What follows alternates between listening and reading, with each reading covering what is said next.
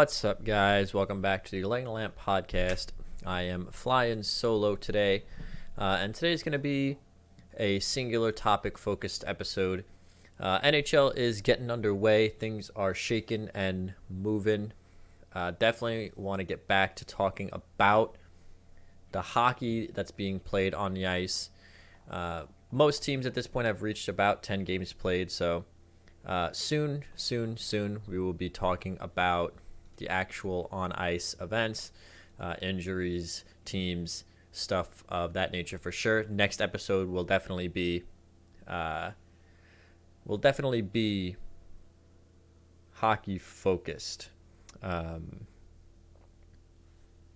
today, unfortunately, there is some news to discuss. And I say unfortunately because the news is incredibly unfortunate that this is an event that has occurred in the NHL at this point. And that is that the Boston Bruins signed Mitchell Miller to an entry-level contract Friday. Now, if you guys don't know, Mitchell Miller was drafted in the fourth round of the 2020 NHL entry draft by the Arizona Coyotes.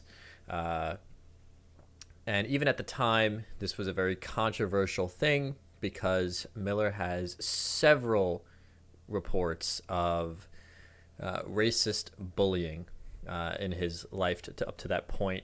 Specifically, many events occurring around the time when he was 14.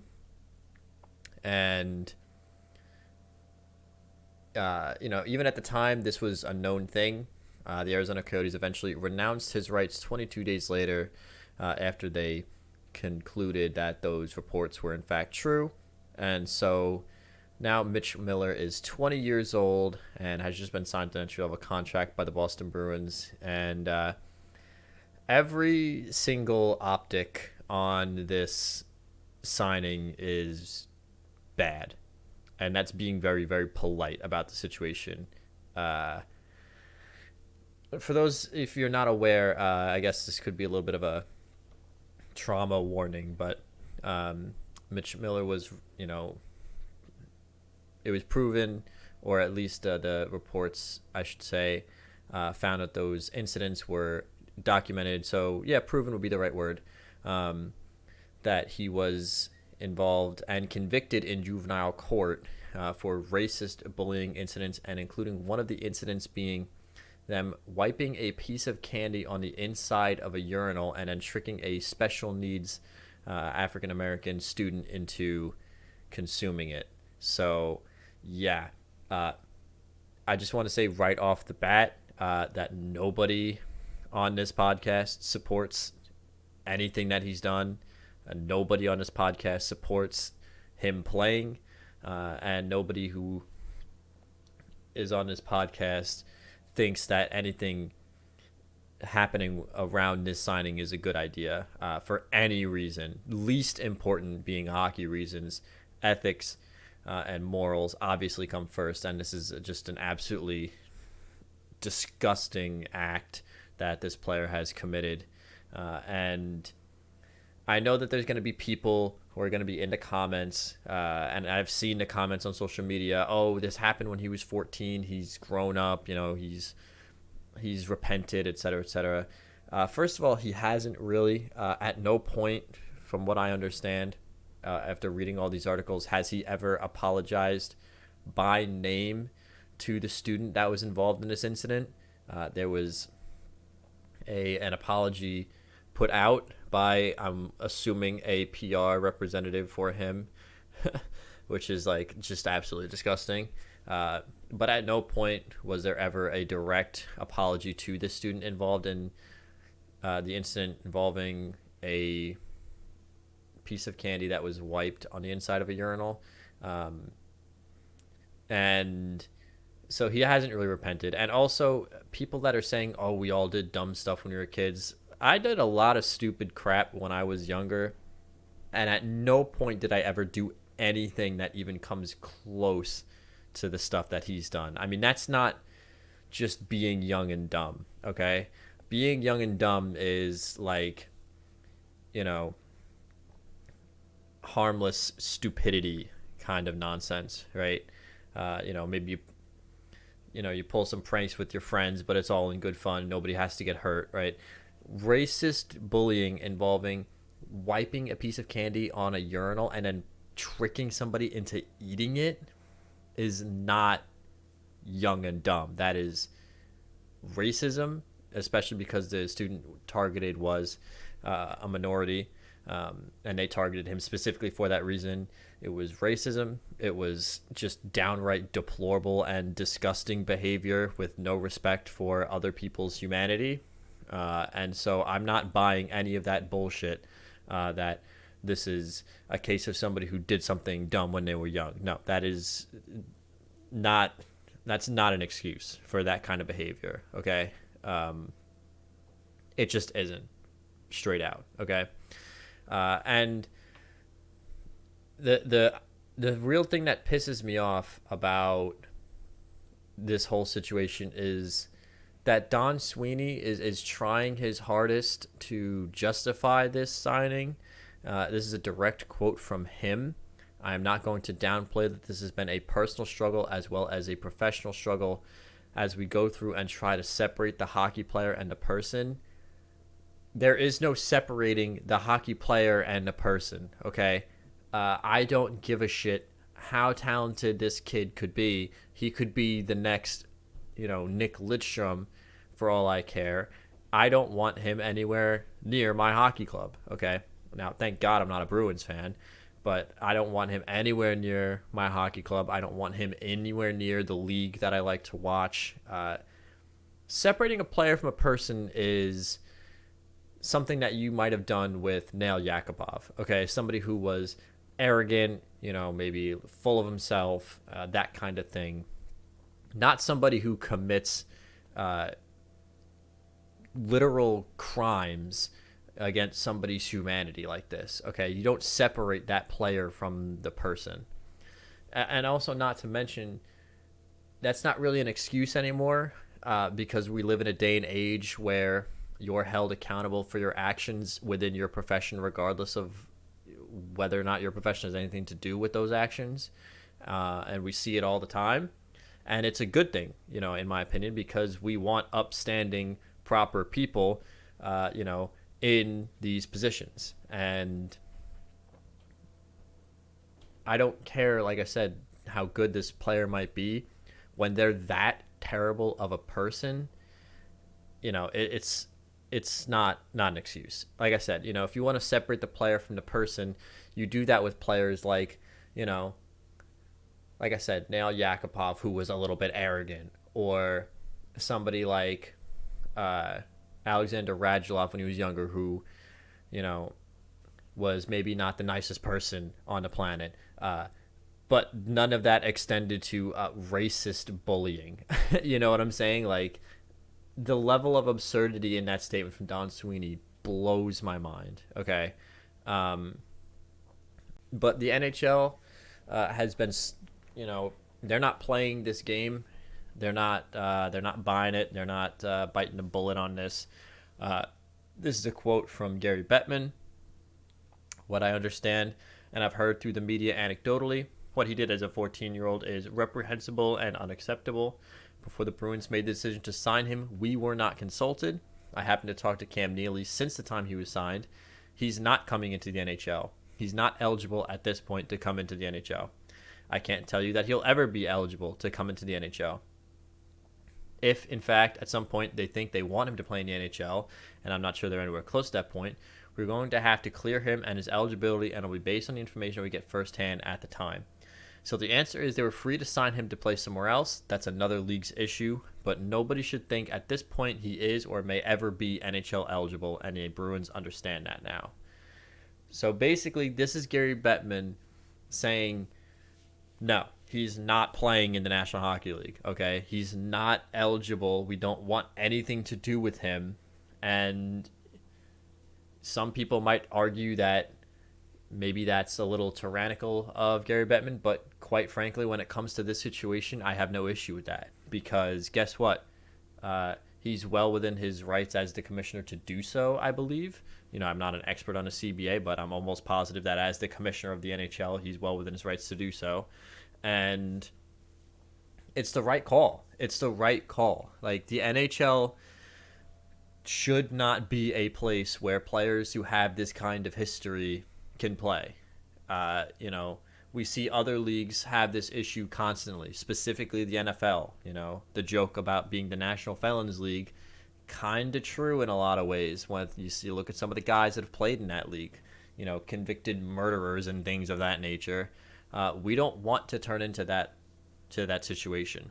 Okay, it's not good. It's not good look, and even beyond the fact, like, the fact that financially it's not a good look, just ethically and morally it's not right, and that's the most important part.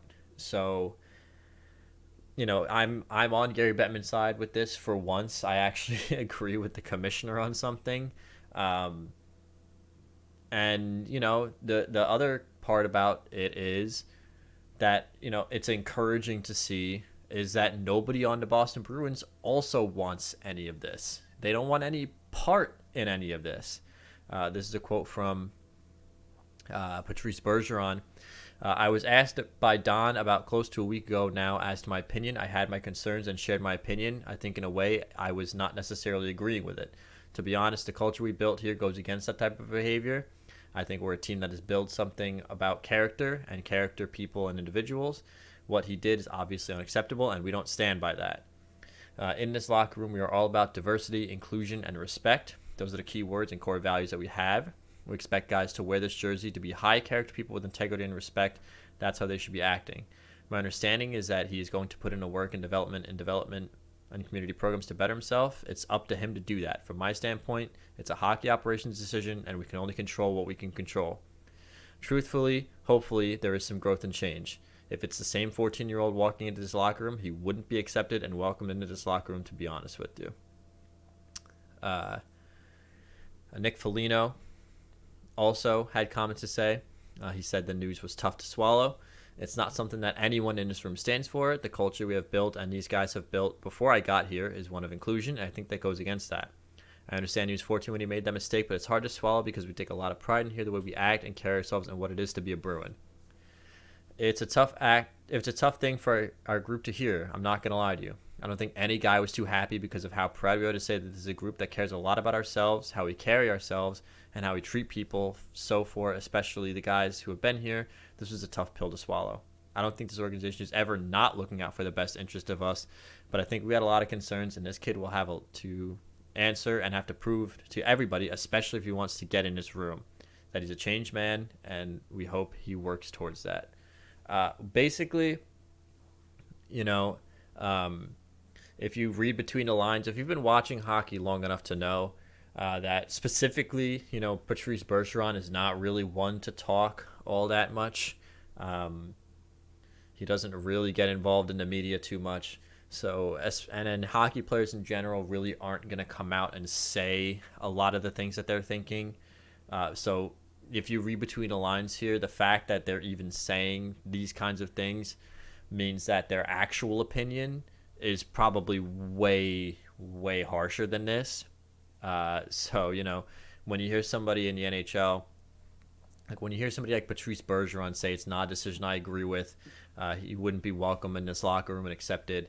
Basically, that means Patrice Bergeron wants absolutely nothing to do with any of this, and he's not happy about it. You know, Nick Foligno, same thing. When he said it's a tough thing for a group to hear, basically it means, yeah, this is fucking stupid, and none of us like this. Don Sweeney has tried to justify this. He says, this is a quote from Don Sweeney.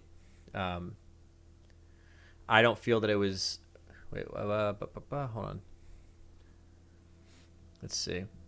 Personally, this has been a struggle as to what is right and what is wrong. I can't categorically tell you this is the absolute right decision. It is an opportunity we're providing for a young man that is going to work to continue to earn trust and respect as each and every one of us do every day. My own personal judgment on this wasn't the final say.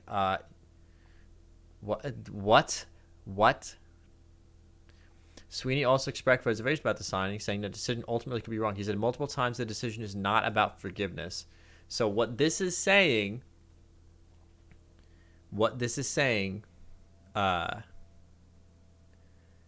is that Don Sweeney does not care about ethics.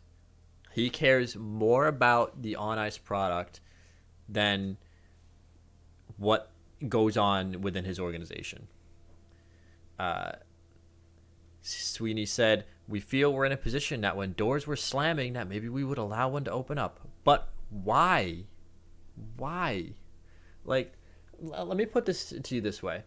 If you're one of these people that is sitting there saying, well, this doesn't matter. What it only matters what the kid can do on the ice. I don't care about what he's done in his personal life. This doesn't even make sense from a hockey ops standpoint, because the Bruins right now are the best team in the NHL. The Bruins right now currently sit at a record of 10-1, I believe, as of the time of this recording. They do have a game tonight. I don't know why my computer is being like super slow right now, but it's kind of irritating me. Or maybe the NHL website's being slow. But the Bruins right now are 10-1. Okay, they are the best team in the National Hockey League. Right.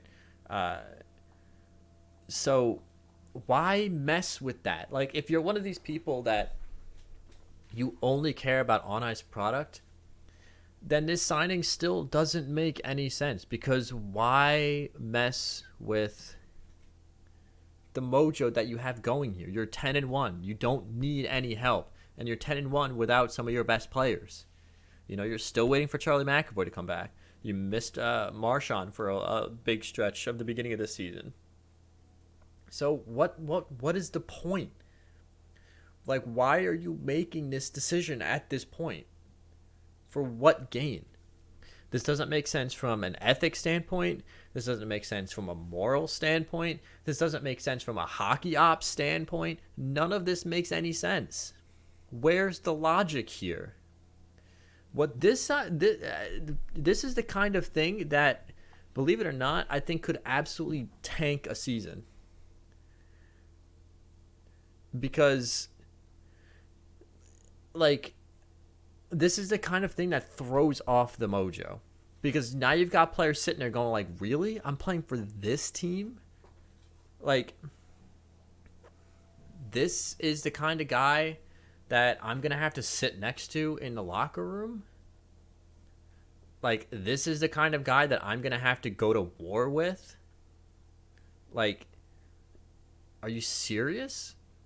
So, like, you could disillusion players so easily with this. I'm not saying it's going to. You know, I think the Bruins, being a veteran team, are going to just keep on trucking. But, man, this is just it's so stupid. It doesn't make any sense to me whatsoever. I don't understand. I don't get it.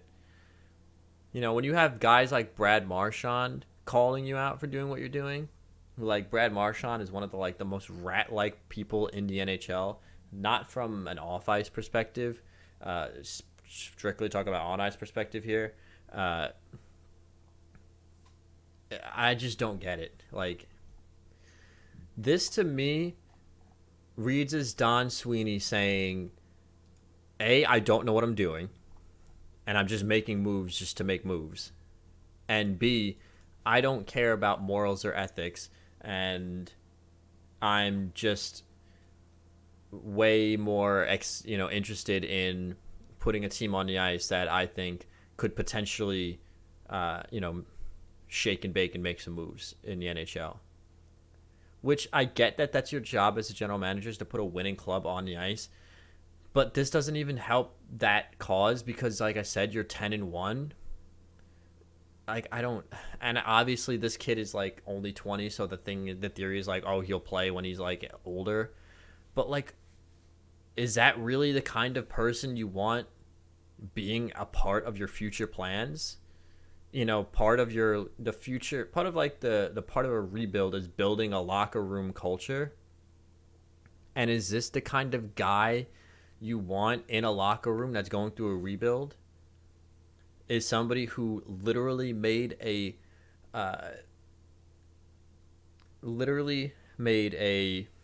disabled African American classmate who was targeted specifically for being African American eat a piece of candy they wiped on the inside of a toilet? That's the kind of thing you want in your locker room on a rebuild? I don't know. I obviously the answer is you don't and no, and that's horrible and stupid. And everything that goes against everything the NHL is trying to do these days with inclusivity and fighting back against stereotypes and racism. And yet this is the kind of move that the Boston Bruins are making. It's horrible. And I genuinely think that this is the kind of thing that Don Sweeney might end up getting fired for, and rightfully so. I mean, I'm assuming he contacted ownership before this, but maybe not, considering the fact that he didn't even consult the commissioner of the NHL before making this kind of move. So that's the only thing we're going to talk about today, because it's important enough to have its own episode. And again, I just want to reiterate that nobody on this podcast stands for what Mitch Miller did. We don't stand for what Don Sweeney is doing. We don't believe that Mitch Miller should be playing in the NHL. We don't believe that he should be eligible ever. And basically all of us completely and 100% disagree with this move being made in any capacity. So going to wrap it up here. Like I said, fingers crossed if Don Sweeney can keep himself together and he doesn't go out and sign like Jeffrey Dahmer to a 3-year contract. Fingers crossed that next week we'll be back. We'll be talking about on ice stuff, talking about some teams. There's some interesting stories going around in the NHL currently. Definitely stuff that is worth talking about. And so, hopefully next episode we'll be back to talk about on ice stuff. So I want to thank you guys for watching, and we will see you guys again next time.